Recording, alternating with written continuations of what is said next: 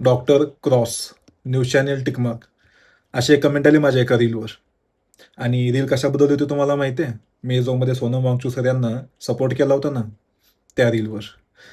मला माहिती आहे जे कोणी कमेंट केले ते एक अंधभक्त आहेत.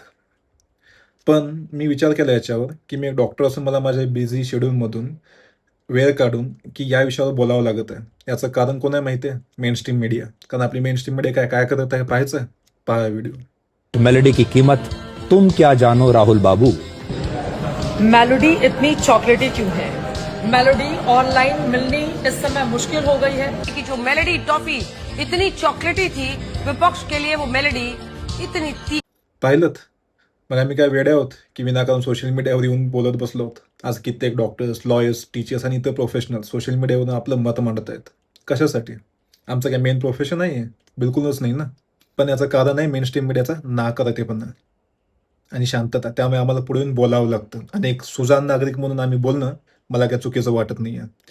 आणि राहिला प्रश्न मी ॲज अ डॉक्टर कसा आहे हे मला कोणी सांगायची गरज नाही आहे. माझ्या प्रोफाईलला व्हिजिट करा, माझं काम समजेल आणि तुम्हाला तुमची लायकी. त्यामुळे माझं काम मला शिकवायचा प्रयत्न करू नका.